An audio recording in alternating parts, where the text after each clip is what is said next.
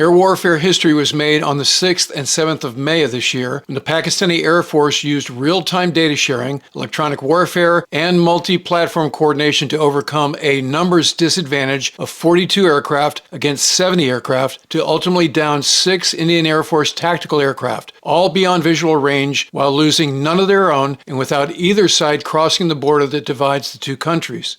We discussed this event in 2 episodes at the time, one featuring Ali Chishti beaming in from Islamabad with insights from the Pakistani side of the battle, and one featuring 2-time Mooch Award winner Justin Bronk joining us from London with his analysis from a macro point of view.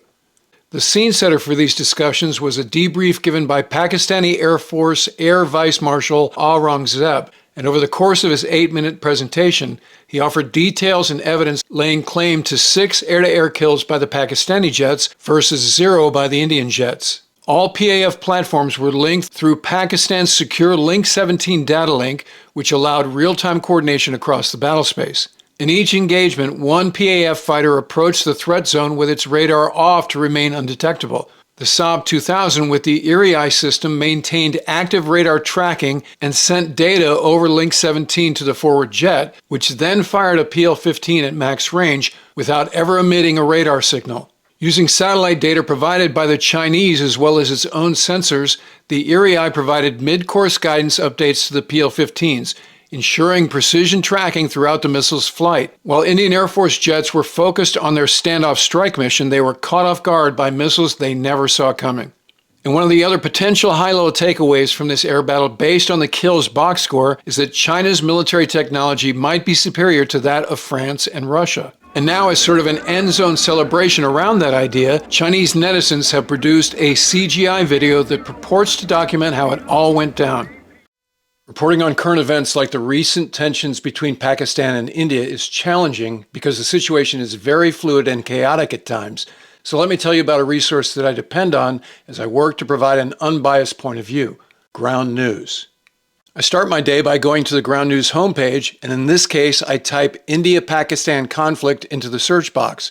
That gets me to this landing page, and as I scroll down, I see the headline, India confirms it lost fighter jets in recent Pakistan conflict. I click on that headline and get to this page that shows there are 66 stories on that topic. Over on the right, we see a bias distribution infographic with the logos of the outlets prominently displayed. First one is from Al Jazeera, owned by the government of Qatar, with high factuality and leans left.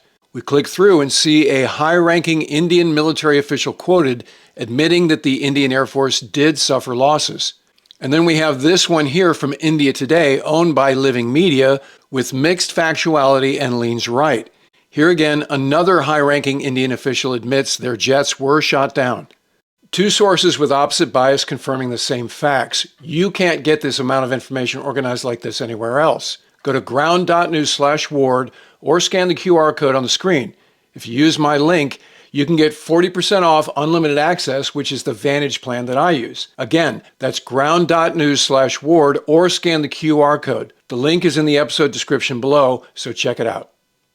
Before we break down the CGI video, I'll mention that the airborne communications in it are entirely fictional and cringeworthy in spots. In real life, both sides mostly stayed off the radio throughout the air battle to avoid adding to the intel picture and getting targeted. But there was one exception that the Air Vice Marshal used as part of his debrief to prove that the Indians had lost a fighter. I have an audio from a Rafale formation that I will share. The call sign is Godzilla.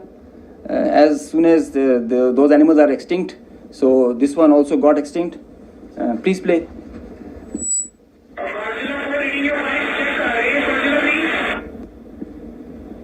So he's asking whereabouts of his formation member.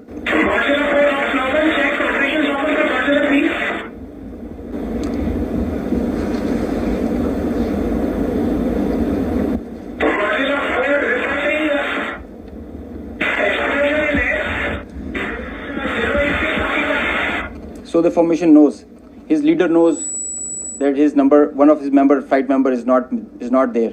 They have an RT. This is the original RT that they are exchanging, and they're asking about his position. He's giving his own operations as fine, but he claims that I've seen an explosion in the air. So let's take a look at it, pausing at certain points to add the Air Vice Marshal's remarks for context and to analyze the accuracy of the animation. First, the Air Marshal talks about how it started. This is the Indian side, this is the Pakistani side. We had some gaps in the north, center, south in AEW just to support it. And the IF fighters started an initial build-up that was picked up from the north and the center across IB at 0010 hours.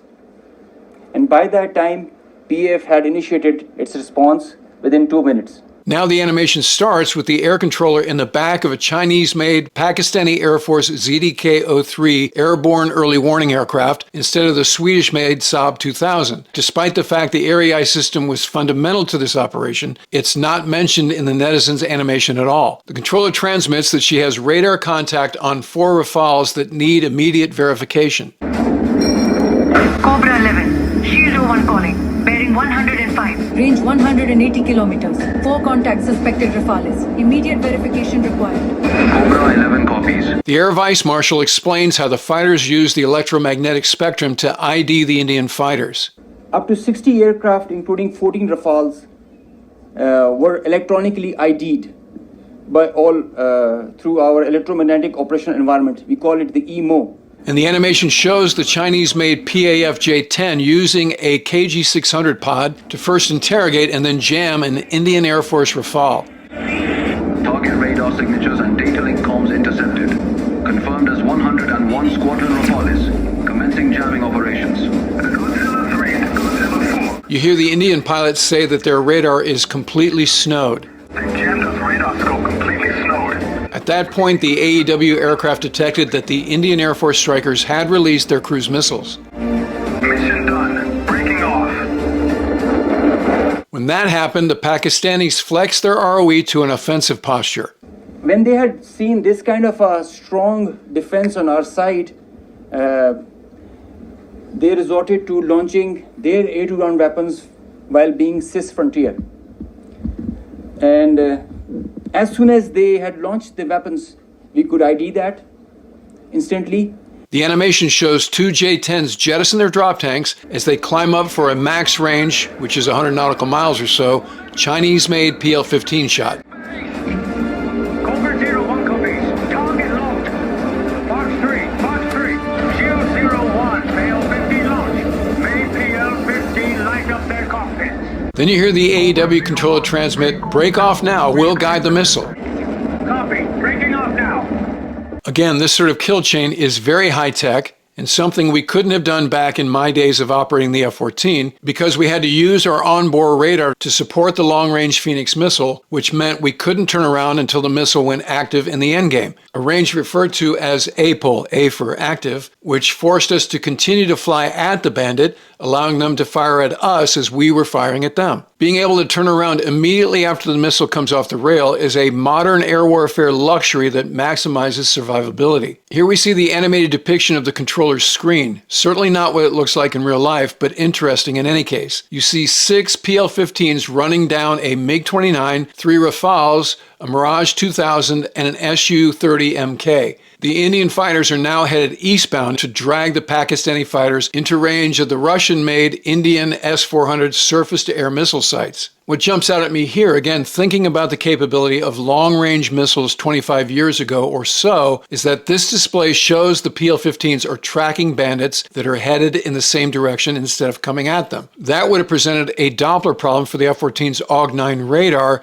that needed closure to establish a radar track. But because the PL-15 is traveling at Mach 5, it still has plenty of closure on the target, even if that target is going supersonic. The only limit is the kinetic range of the missile itself and not that of the launching aircraft. Next, the controller tells the commander that all of the bandits are retreating towards the S-400 sites, and he replies, "Time to smash their overrated protective umbrella." He orders a pair of JF-17s, again Chinese-made aircraft, who are for some reason flying down in the mountains, to launch their air-to-ground anti-radiation missiles against the SAM sites. Black Spider 01. Status report.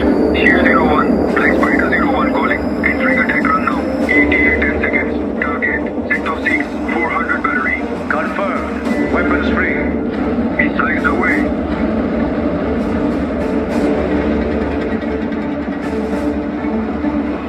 Meanwhile, and this is a little confusing because it cuts immediately to a view of a missile doing an active search, but that's not an anti-radiation missile shot by a JF-17. That's one of the PL-15s from a J-10. The missile is using onboard passive sensors to ID two targets, one a MiG-29 and one a Rafale. The commander tells the controller the Rafale is the priority, so she designates that airplane again, a basic look at amazing modern warfare technology. In his brief, the Air Vice Marshal details what Indian aircraft were shot down and where. These are the locations with the range bearing, electronic ID that we think that we are sure that we have shot. A MiG-29 was shot 8 miles from LOC, bearing 24320 nautical miles from Srinagar.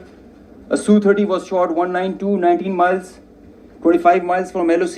We have the exact details because you cannot, in the modern battlefield, you cannot conjure up things out of imagination. You have an electronic ID. The aircraft gets picked up by his data link. As soon as you put on your radar, you show yourself. And nobody can hide, nobody can deny that.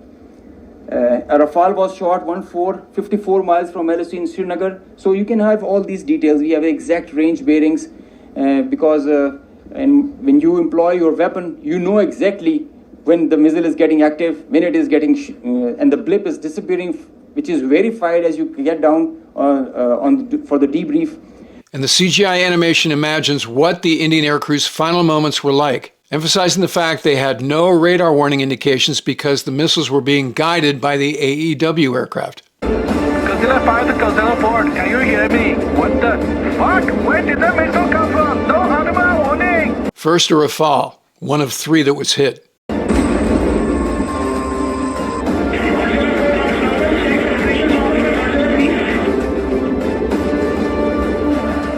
That Carrie, he's still quiet.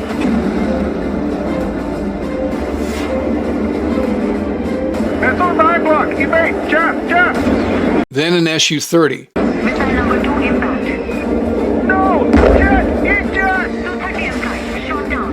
Mirage 2000, shot down. Then a Mirage 2000. MiG-29, shot down. And finally, a MiG-29. Brilliant! Cobras executed perfectly. And the last part of the video shows the anti-radiation missiles shot by the JF-17s, bearing down on the S-400 sites and then hitting them.